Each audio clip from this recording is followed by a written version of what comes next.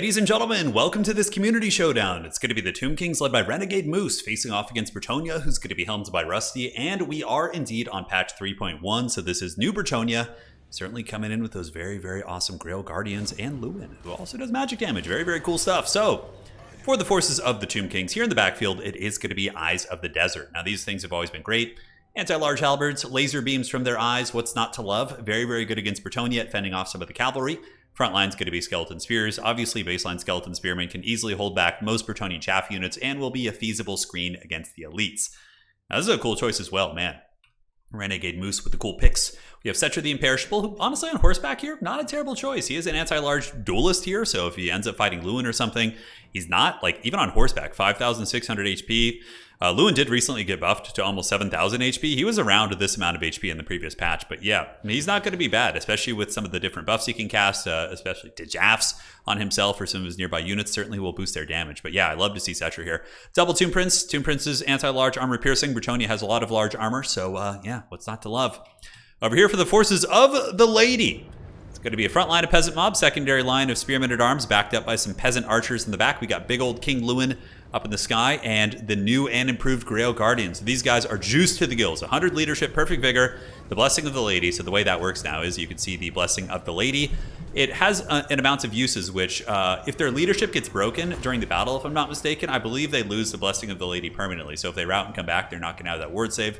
I'm pretty sure that's how it works, but I could be wrong. And now you can see the Knight icon in tandem with the Peasant icon. So essentially, much like the Chaos Dwarves, the Knights are going to be buffing up the leadership of the peasants on the ground. Do we see some Foot Squires back here? We do see some Foot Squires. Interesting choice. Probably just a capture weight option, I would imagine. But Bretonnia squaring up to the Tomb Kings here, having a little bit of a stare down, looking to wait for the objectives to open up before they advance on the much smaller army. Obviously, the Tomb Kings force is very small because it invested in a serious goon squad here, like Settra and Double Tomb Prince. Tomb Princes are one of the more expensive heroes in the game. They're not cheap. I believe they cost over 1,000. And you can see the Grail Guardians moving up. Grail Guardians, you got to respect them now. They have really good armor piercing. They just straight up got like buffs. And the Grail Relique, I think, is actually better now too. Even though it gives less leadership, it does also imbue the melee attack. So it's going to be doing melee attack buffs, which I think is super strong. Screaming Beam Catapult's going to be shooting into the men-at-arms. And the Grail Knights sound the clarion horns as they advance on. Here we can see the men-at-arms and the spears moving up on the sides. How will the Tomb Kings handle the Bretonnian onslaught? Most likely some anti-large, great bow focus fire perhaps on the Grail Guardians. There's no arc in the black, so there's not going to be any cackling Buna type effects, but maybe Settra is going to be a decent answer, right? Like, he's anti-large. He can definitely do some work against the Grail Guardians who are pulling back. In the meantime, men-at-arms getting torched by the catapults in the backfield. So you can see the men-at-arms here down to about half health, give or take, but doesn't really matter. They're literally like a 350 gold unit, 300 gold unit, so not a huge problem. And yeah, a little bit of a gooning attempt here. The Tomb Prince is forced back. King Lewin is definitely one of the stronger duelist type characters in the game. I mean, if you talk like a head-up fight, there's obviously might be stronger ones, but his ability to cycle charge and self-heal, when you really combine all those variables, he becomes an absolute menace. So here, we just really want to see what this is about. We want to see the Grail Guardians. Oh, give it to us. Give us the charge. Actually, I know you probably shouldn't, though. It's a little bit dangerous. We do have the Eyes of the Desert and some anti-large units back here. But he's going to give it to us. That's right. I love it. Get in there, Rusty. So Rusty gets a brutal charge. Oh, look at that. And he used some sort of a flesh to stone for physical resist. And those Grail Guardians just go bananas. Look at the ability to pierce through units. I love that. That's going to be, yeah, I don't know how you're going to bring ranged, like archer-type units against Bretonnia now. That's going to be a lot harder, but yeah, the Grail Guardians pull back, and they did lose 2 models, and yeah, it seems like Settra and the Tomb Princes are able to kind of pick off the models and do decent work. We also do see Overwatch fire coming in from the Eyes of the Desert, shooting up at Lewin, providing a little bit of supporting fire, and the Ushabti Great Bows, chosen to the gods, are also providing support. So yeah, so far this is actually going very well for the Tomb Kings. You know, Settra doesn't serve, he rules, and he is certainly ruling this fight with his anti-large halberd squad, able to kind of nibble down these elite Grail Guardians, who I think have overextended a little bit. They got a little bit too excited back there, but I have to admit, it was very exciting seeing them in action. But yeah, they might have bit off more than they can chew, you know, fighting near the Spearmen and some of these Eyes of the Desert and different units like that. Now, Bretonnia, do they have the middle? They do not. Tomb King's actually able to wrestle the middle. Bretonnia holding onto the side here as we have Spearmen at Arms moving up. Bretonnia going to be calling out more cavalry. So we have Knights Errant. Knights Errant do give immune to psychology to nearby peasants when they charge her. I think any type of unit. Is it any unit or is it only the peasant class? immunopsychology to allies. That's pretty rad. So they're going to be giving it to their allied units. Foot Squires trying to move up. Peasant Archers putting a little bit of firepower into the Tomb Guard Halberds, but barely doing any damage. It seems as if Bretonnia is kind of bouncing off the walls of the Tomb Kings here, having a little bit of a problem getting in there. Looking at value, we do see Renegade Moose up to 22, with only 800 value from Bretonnia so far. So they haven't quite found their home. Granted, on this side, they do get a very favorable trade. They just crushed some cheap cavalry units, and these Nahakar horsemen are going to be getting plowed as well by the Bretonnian cavalry, but will they be able to kind of sneak by? Lewin landing, actually, opting to take a fight into the eyes of the desert, which, again, are anti-large halberds, and SETTRA's coming in, too. You got to be careful. SETTRA will be able to kind of get that old anti-large shank in the back there. He does hit quite hard at 470 weapon strength.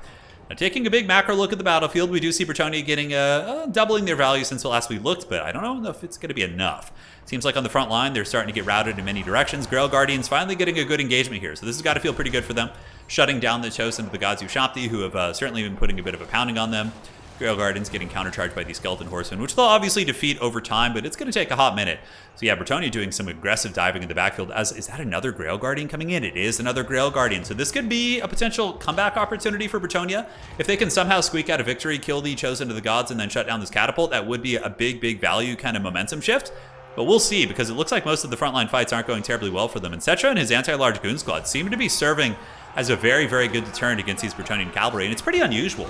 Like, most players are going to be using, like, Kotep and spamming cheap spells for the healing, or using Arc in the black with Spirit Leech and Buna, which, again, is a very cost-effective answer against elite units, but I really like the variants of Renegade Moose's build, like using the double Tomb Guard, or double Tomb Prince Halberd with SETTRA, having this, like, hammer moving around. It does give up a little bit of battlefield agency as it pertains to, like, coverage, but overall, I think it's worked out and has been pretty good. Lewin getting a nice charge here, rear charge. Will he be able to crumble the skeletons down? Looks like their leadership is holding firm. In the backfield, a couple Nahakar horsemen move again as the Bretonnians call out the defenders of Fleur-de-Lis and more Knights Errant from the high ground. Now, the Grail Guardians back here do get picked apart a little bit. That's a lot of anti-large to fight, including Eyes of the Desert. So even though they're much stronger and are very powerful now, you still don't want to be diving them into like big, halberd type situations, right? It's going to be quite precarious. So King Lewin almost getting the route there. Ushabti summon coming down. That for sure will put a lot of pressure on these Bretonnians. These Spearmen at Arms are sitting at 5 leadership. A couple Foot Squires trying to get in there, yelling Squires. They're like Pokemon. They're Squires as they run in, and we'll see how it goes for them. Battle Pilgrims and the defenders of Fleur-de-Lis getting a nice little sandwich on these guys. But overall, the Tomb Kings seem to be, in control of this game. Tomb Princes, as well as SETTRA the Imperishable, continuing to get some pokes here as the Eyes of the Desert peel back. Where's Lewin going? It looks like he's maybe thinking about going after the catapult, which at this point, don't know if it's even worth it. Catapult's almost out of ammunition, but yeah, he's thinking about it. Or maybe he's hunting down the Chosen of the Gods. Certainly wouldn't be a bad idea. Man, Knights Errant getting last samurai'd by the laser snakes over here. Nasty, but Grail Guardians moving in. Bretonnia didn't hear no bell. Charging in from all directions. A lot of Bretonnian cavalry, but so much anti-large from the Tomb Kings in that character kit. It's just so tough to deal with. And, there's not, like, Bretonnian characters to really fight back against it, right? We do see Bretonnia pulling the value back a little bit, and they do have healing, mind you. The Damsel of Life over here, it looks like she's kind of on the cusp of breaking. Bretonnia does manage to flip the middle objective, it looks like, with some Battle Pilgrims up at the point. Going to be getting some good capture weight, also sending some men-at-arms and peasant mobs up to objective number 1. Lewin doing his best to shut these down to the backfield. He does get the Sword of Couronne, but the Bretonnian Knights and the Grail Guardians fighting a very tough fight here, man. Lewin and, not Lewin, but SETTRA on these Tomb Princes. SETTRA currently sitting at 1,400 value, which is crazy good. And I would wager the Tomb Prince is sitting in a pretty similar category of function. Now, over on Objective 3, it looks like the Tomb Kings do not decisively, but they certainly win this one. They've got some Skeleton Spears, the Damsels routing. They got some Skeleton Horsemen also routing down these supporting Bretonnian units. As the Screaming Beam Catapult continues to shoot in, we see Rusty down about 3,000 value, give or take. A little bit less than that. Lewin trying his best to claw the value back as he does jump on the Chosen of the Gods, and a couple Grail Guardians moving in. Could potentially finish this. It depends if the Necropolis Knights move in. Necropolis Knights have always felt pretty underrated against Bretonnia. Granted, with the armor-piercing buffs to Grail Guardians and Grail Knights, they might get wrecked pretty bad in some of those fights, but I still feel like their armor, they're potentially anti-large if they go halberds, but these are just the basic variants. It's very strong. So Lewin finishing off the Chosen of the Gods, and it looks like the catapult here actually going to be taken down. This is very cool. The Grail Guardians showing how resilient they are, literally 6 models.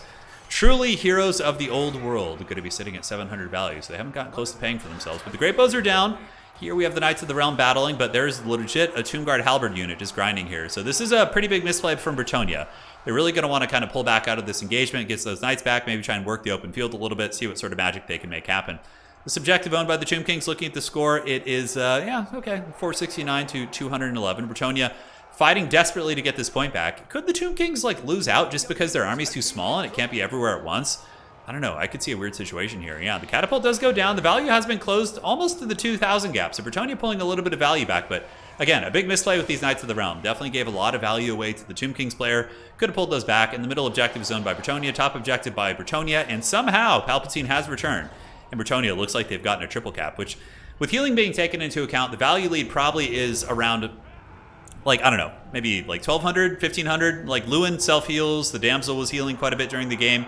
SETTRA's Goon Squad is still very healthy, but again, they're not infantry. They don't have like that heavy duty capture weight, so they might struggle to get all over the battlefield and deal with the mobility that Bretonnia is able to kind of throw out there. So Knights of the Lionhearted are moving and a grooving. Men-at-Arms sitting up on objective number 1. Objective 3 here is going to be taken by Bretonnia with their Men-at-Arms. So Lewin's just going to be trying to get those sweet points. We'll have to see how this all goes. Rusty's starting to catch up in points a little bit. He's still got some time to work with. And once again, the Knights of the Lionhearted and all these cav units going to be going for a big engagement against Eyes of the Desert. I wonder if they're going to take the fight. It looks like they are. So we got the boss battle. Lewin getting in there, the new buffed Grail Knight. And the Foz protection is not going to be saving SETTRA against that, as SETTRA does start to take some big damage against King Lewin.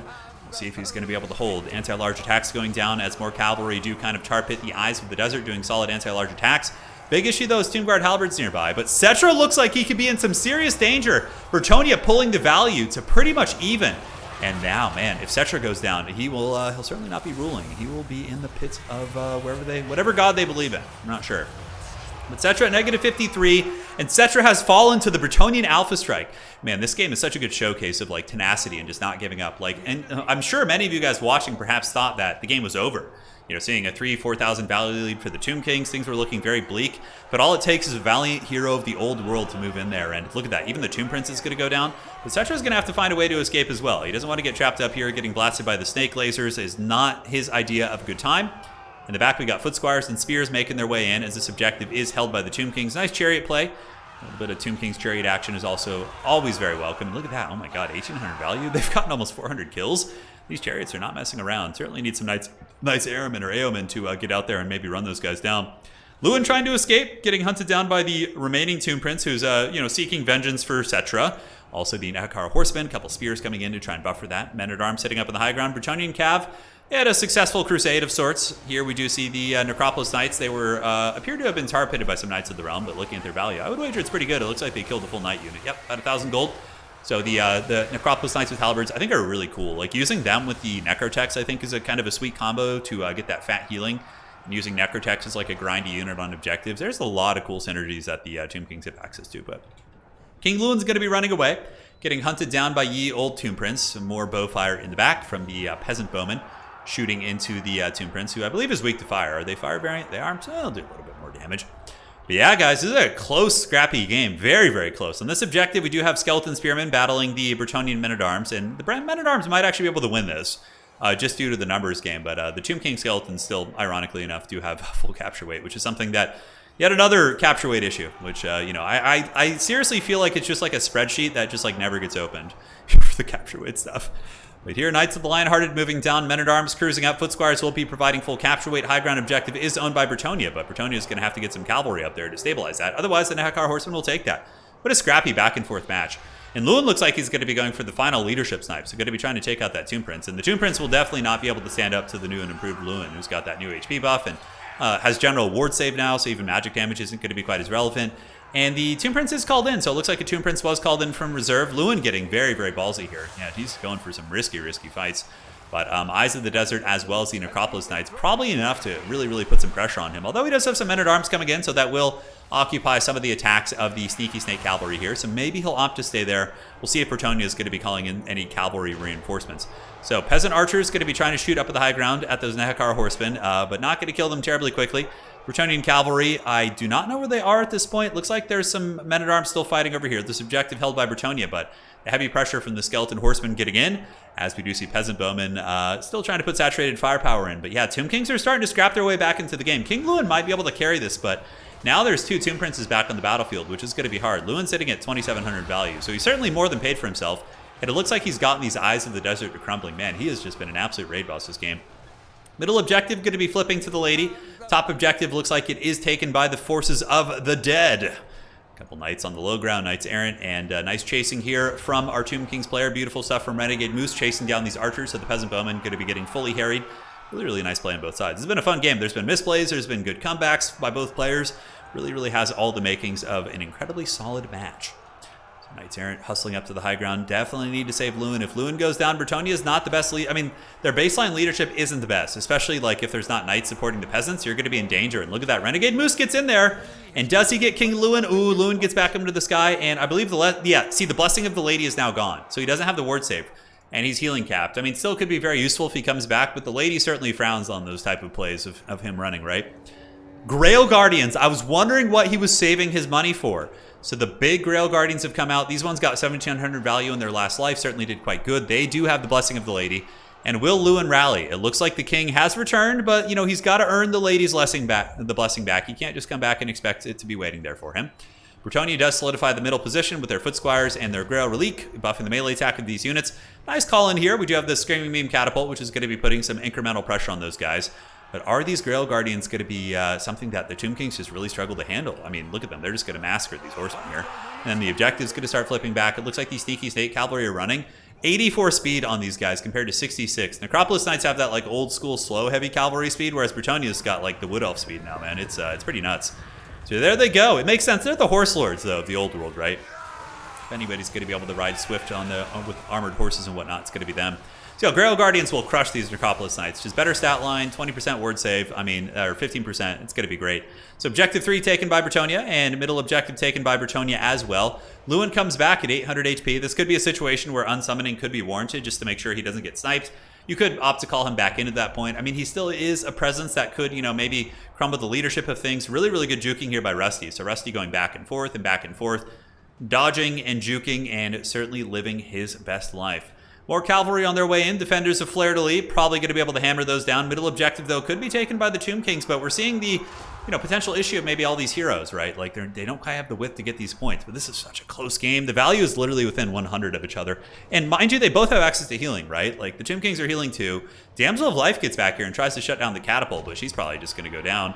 And side objective taken by Bretonnia, and looks like it's got a firm grasp here. A couple men-at-arms, some archers as well. And the Grail Guardians going to be heading over to the middle, but they got to avoid those Tomb Princes because they don't have the support of Lewin anymore. Like, Lewin was the scalpel to remove those characters, but no, it looks like they're going to be opting to take that fight. I mean, they do have good armor piercing now, so maybe they can take down the Tomb Princes. I don't know. I feel like it's going to be very hard for them. So bouncing away, and Bretonnia calling in some Peasant Spears to help out in the middle. High ground objective, we do have Defenders of Fleur-de-Lis clearing out the Nahakara Horsemen. Archers and Spears on their way in, and this has just such close dynamics in this game, and it looks like Bretonnia going to be hustling over from objective number 3 over to the middle. Spearmen coming to try and help the Grail Guardians as the Grail Guardians fight a very tough fight. The Tomb Prince is getting a little bit low, but it looks like the Grail Guardians are going to be opting to retreat. Pull back. Knights of the Realm going to be chasing down these chariots. Obviously, a very, very good answer. Typically, chariot units are countered by mass unless you're a pump wagon, then you just kill everything. And here comes the Knights of the Realm. Big charge right there. Nasty, nasty one. A lot of HP diminishing off those units. And now Bretonnia, with the critical mass, is going to be going in for the Alpha Strike. So Men-at-Arms getting in there. High ground point held by the Bone Daddies. It looks like they're doing pretty good. Those old Skeleton Spearmen probably going to be able to defeat these units. Does Bretonnia have anything else coming in? They do have Peasant Mobs. So Bretonnia is probably going to have to go for a desperate triple cap. This is the Tomb Kings are just scrapping so hard. I mean, both these players are. But the anti-large is going to really, really start taking its toll here as the Tomb Princes who are trapped probably going to start crumbling down. Critical Binding, 5 leadership, 600 HP. The other one sitting at a pretty healthy state. He really hasn't taken too much damage himself. Tomb Kings wisely sending in some Skeleton Spears. Ushapti Grepo is called back out from the deeps, which is a nice answer against some of the heavy cavalry here. Looks like some of the Knights of the Realm trying to disengage from this fight to go after them, and still that Tomb Prince will not break. Tomb Kings, they got some good leadership, man. They're not messing about. But yeah, I think Tomb Kings might be able to clinch this. It looks like this chariot on the far side is going to be able to kind of clean some of these men-at-arms off the point.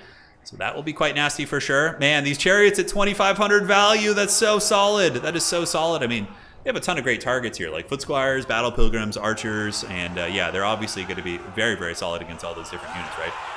Beautiful charge here by the Tomb Kings chariots. The Desert Speak. Middle objective looks like the Bone Daddies have taken it, and the high ground objective is taken by the Bone Daddies as well. Bretonnia does have this one, but most likely not for long. I don't see any reinforcing units coming in, and I would imagine the Skeleton Chariot will probably just sit there with its capture weight and maintain that point. And it's kind of the point of no return. I don't see too many ways Bretonnia can do this, but I have to say, man, I thought Bretonnia was going to lose this one in the beginning, like very early, and then they had me believing for a minute when Lewin came in and gooned SETTRA and got away and was causing all this havoc. Look at the Knights of the Realm, dude. They're just doing so much. Or the Grail Guardians. They're so cool. Grail Guardians seem pretty beast mode. 2,700 value. Granted, I think they were summoned twice, but I've seen several replays since the patch of Grail Guardians and Grail Knights, both doing incredibly well. But that is going to be GG. The Tomb Kings are going to clinch the victory and bring in the old ways back, man. That was a fun matchup, so big shout out to Rusty and Renegade Moose for this game, and also thank you guys for sending in the replay. It's really, really fun casting this one. Bretonnia does take the high ground, but not going to have enough time to game it out. That was an emotional roller coaster. I feel like we've all been on a spiritual journey here together. How'd Lewin do? Lewin sitting at 2,700 value. Grail Guardians, one of them did good, the other one 2,800. Really looking forward to seeing how they do in the meta. I think if Rusty hadn't, lost that Grail Guardian in the beginning so early, he could have been in a good position to win that game if he had been slightly more conservative with them. But overall, it was really scrappy match. SETTRA at 1,700, Eyes of the Desert 3,000, 2,000. Tomb Princes both around 1,500, man. That was really, really good by Renegade Moose as well. So hopefully you guys enjoyed that one. We'll see you on the other side. Take care of yourselves. And that's it for tonight.